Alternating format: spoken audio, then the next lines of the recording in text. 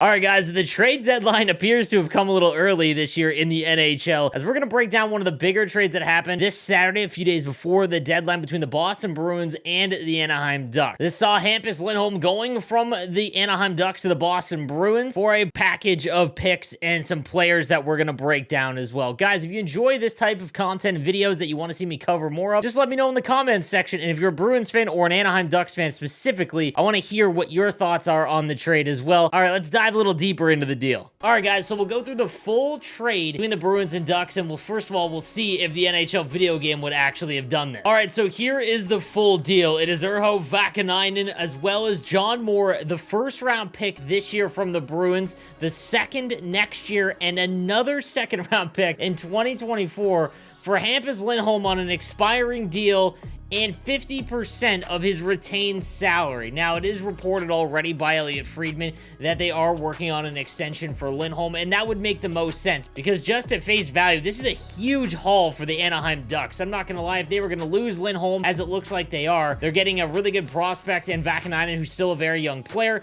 They're obviously taking the salary of John Moore, who's not worth what he is still worth for another season, but then they get a first-round pick this year. It's the 2 seconds, this one coming up next year, the one following, that I think are actually going to be half decent, considering that the way that the things go for the Bruins over the next 2 or 3 years, obviously with Bergeron's contract up, they're getting a lot older, and they are really a one-line team now, a little bit more, not so much with Taylor Hall coming in and whatnot, but their depth has always been kind of an issue over the last little while. That being said, this is a phenomenal haul, in my opinion, for the Ducks, and we will go ahead and see, and yeah, that's not too much to deliberate about this deal. I think the Anaheim fans will think we came out of here.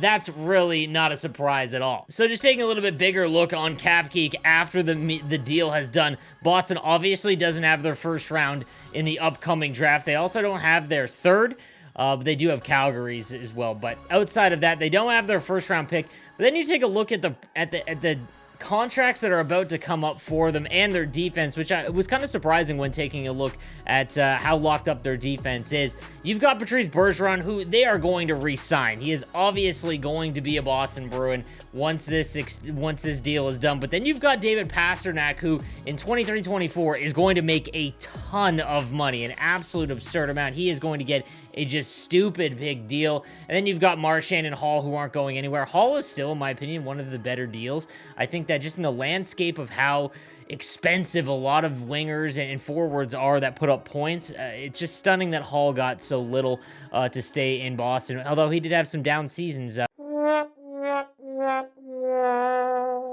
You've got DeBrusk, who's literally been rumored to be traded ever since the beginning of the season, so we'll see if he stays.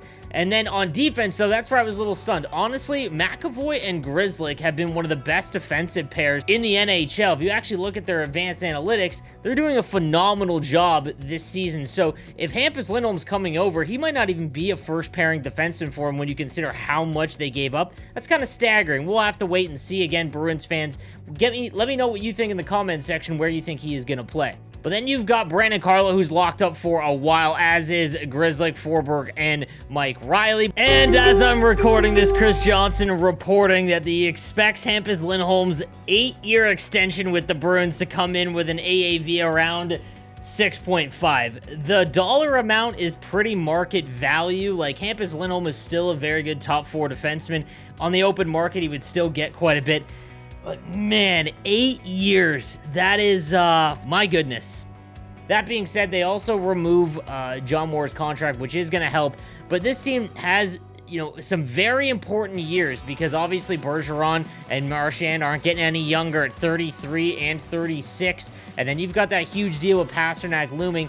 They've got to really try for it now. And they're in probably the hardest division in hockey. They're going to have to compete with the Florida Panthers, who look like an absolute wagon. And then you've got the Tampa Bay Lightning, who just keep winning cups. And then, I mean, all jokes aside, the Toronto Maple Leafs are still a stacked team. Not that it really matters in the playoffs for them. So that right there is 3 top-tier teams they're going to have to beat out in the regular season, just try and get into the playoffs. So Obviously, they are desperate for that. They want to keep trying, and I respect the move. It obviously makes sense. Now, taking a look at the Anaheim Ducks situation, obviously, they get the Boston Bruins first, and then the 2 seconds, I think, will actually low-key be really good value for them, just because, again, I don't know how much higher Boston can, or how much longer Boston can stay at the top, especially with those 3 other teams in the Atlantic. If they played in a different division, like if they played in the Pacific Division, they would perennially be a playoff team for the next little while because the Pacific Division is so bad. That being said, down their lineup, the Anaheim Ducks are years out from being anything relative. We think about the Los Angeles Kings, and even this year, there was questions about whether the Los Angeles Kings would be a playoff team. All of their prospects and players would have to hit, and it looks like it is actually happening. They have faltered quite a bit recently, but outside of that, the Knights look like a shell of themselves. Obviously, they're dealing with injuries, but that roster is clearly taking a toll on itself from trying to go for the cup so often right out of the rip that they've traded away all of their depth pieces, essentially. So their big guns have got to stay healthy, and they've got to perform.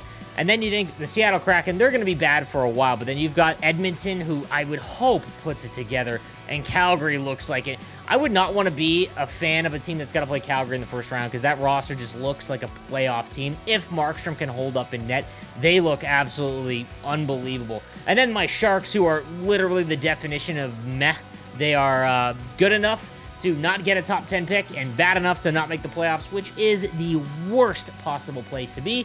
But here we are. So Anaheim, they know they're not going to compete for quite some time, and they have some of the most exciting young players in the league. I mean, they've got Zegras, they've got Drysdale. There's no rush for them, and honestly, the worse they do now, the better option, the better chance they have at Bedard or Michkov or even Shane Wright for this upcoming draft. So it's going to be really important over the next season for them to do poorly, I think, over the next couple. And it's probably going to be about 3 or 4 before Anaheim sniffs the playoffs again. So, guys, all in all, I think Anaheim does win this deal. They weren't going to sign Lindholm to an extension. They move him out, obviously. Boston does get another defenseman, but their defense, like I said, they have a pretty decent defense core, and I don't think they're going to split up Grzelcyk or McAvoy. Maybe they will. Again, Bruins fans, please let me know. I've probably watched about 5 Bruins games this year, so I would love to hear your thoughts on it. I'd love to just, with these videos, I would love to just get a discussion started in the comment section. I love talking hockey, guys, so I would love to hear what your thoughts are for it. I think Anaheim definitely wins this deal. Guys, let me know what you think in the comment section down below, and I will see you next time. Have a good one.